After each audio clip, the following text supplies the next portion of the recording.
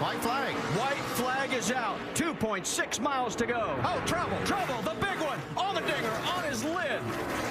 Side over side, end over end. Kevin Harvick's going to win this race. Ended this race. Hey, Jimmy Johnson got out of shape first there. It saves it. And right behind him, everybody starts getting together. Looks like Tony Stewart forces Allmendinger upside down. Boy, and that, thank goodness, the safer barriers on that inside wall. Yeah, and we've seen in past that when something happens behind the leaders, that NASCAR's let these guys race. Remember, he pushed Kyle Busch to the win here last year. Kyle Busch was in the truck he's driving. Oh, there they go. Hornaday goes around. The rain cart the kid almost upside down, and he does go on his hood as Ron Hornaday. There just wasn't any way. Hornaday rolls again in turn number 1. You said this to start.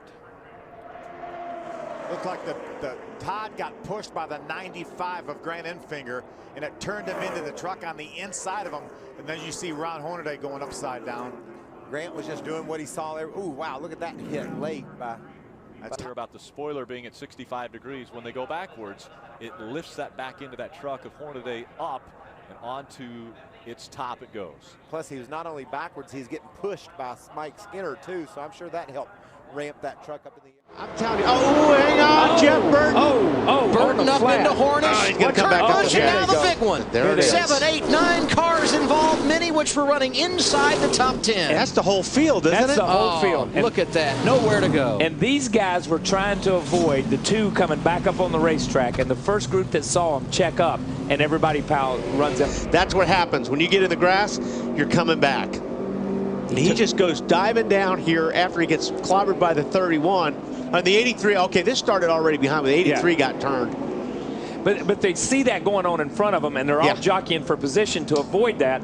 And it's that chain reaction accident. You know what I mean? Look at the cars, man. There's a lot of cars in that accident. Menard did a great job. You see the first group when you don't pay attention to what the 2 cars doing. Watch everybody behind them, because this is where the wreck. Well, see what happened. The 83 checked up, the 12 checked up, and it looked like Montoya got into the back of somebody. And but there's nothing you can do about it. I mean, it's just like you said, it's a chain reaction.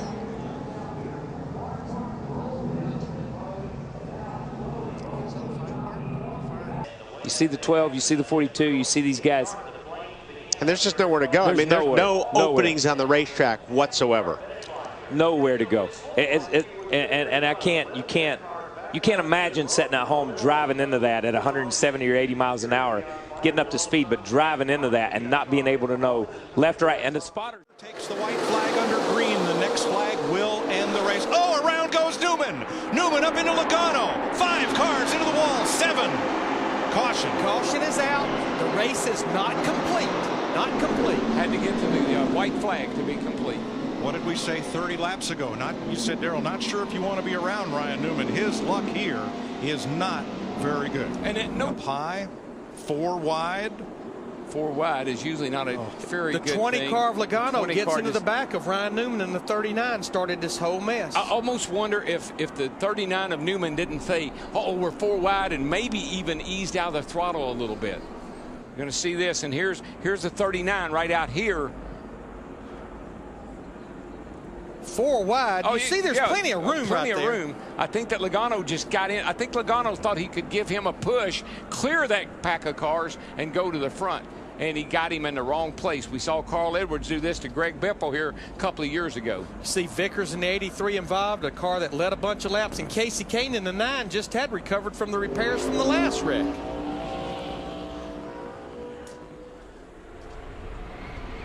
That's a hard lick on some of those cars. I know so many times, you know, we kind of slow things down so we can see what the fans at home and everybody can see what's going on. When it's real time, it's 39 and the 20. Yeah, they come here, they come into the corner. You can see them up here high, and I guess that Logano in the 20, this orange car right here, I'm guessing he got into the back of the 39. But daggone if it didn't look like the 39 was kicking up a lot of dust and getting mighty loose before they made contact. The back of his car definitely looked yawed out before they even turned into that corner. So I'm not so sure. I wouldn't want to place any blame on Joey Logano in the 20 car right there until I saw that more and hear from the drivers.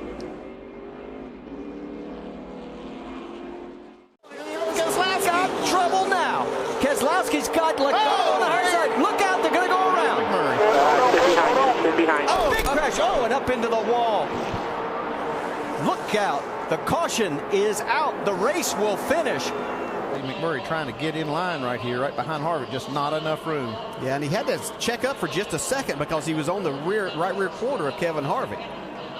And then once he goes around, the chaos. Wow. Look at Setzer. Wow. Good to see him get out of that car, but that catch fence does its job. Well, and remember, they raised the catch fence after last year's race here. Also stretched it out over the racetrack. You're right. It did its job. Another view. Let's see right there. Jamie McMurray just trying to get in. He was going to try to get there and push Kevin Harvick. Just got to remember, an opening. They're coming to the checker flag, so they're not going to let off. First oval track win. He won it in Infineon 96 races ago on the road course. And half a second.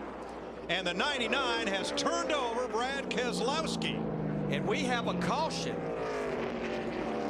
My goodness. I don't know if I'm okay. Keselowski was on track for a 6th place finish early in this race at lap 41. A little crossover move here by Carl. Clean here, clean here. Just slight contact. Oh, look at that thing go. That looks so much like Edwards' turnover at Talladega off the bumper of Keselowski. It really did, and I'm so wondering and hoping that when they put the spoiler back on these cars, they'll quit turning over like this. Keselowski's put the window net down. The roof flaps deployed, but it did not sit that car back down. I'm like you, Darrell. I'm going to be so glad to see that rear spoiler back on these cars. I think that's it's got to be something to that. That car took a hard hit in the left A pillar, the windshield post right in front of the driver. You just see how that wing sticks out so far out the back of the car, behind the car. It almost looks, if it'll create downforce with the car going forward, it's got to create a pocket of air behind it when it gets around backwards. Guys, you saw it right there. Those white gloves, they made a turn to the right. Brad Keselowski has climbed out of his Penske Dodge.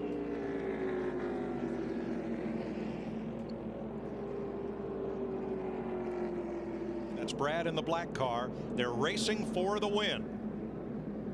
Carl said he may have come down just a bit.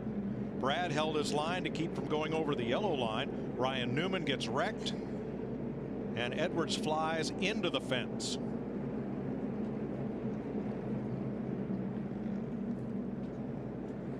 Now today, back at lap 41, watch the 12 on the bottom, the red car just barely gets into Edwards, sending Carl up and into Joey Logano, pretty much ruining both their days. Now both those cars were repaired, came back on track many laps down.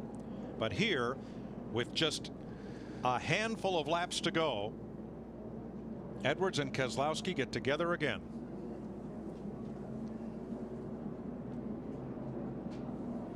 All the flaps came open. The cowl flaps came open below the windshield. The roof flaps came open. I think that if you just, you know, we didn't know this, had no way of knowing this until these cars started getting airborne like that, that rear wing sticking out.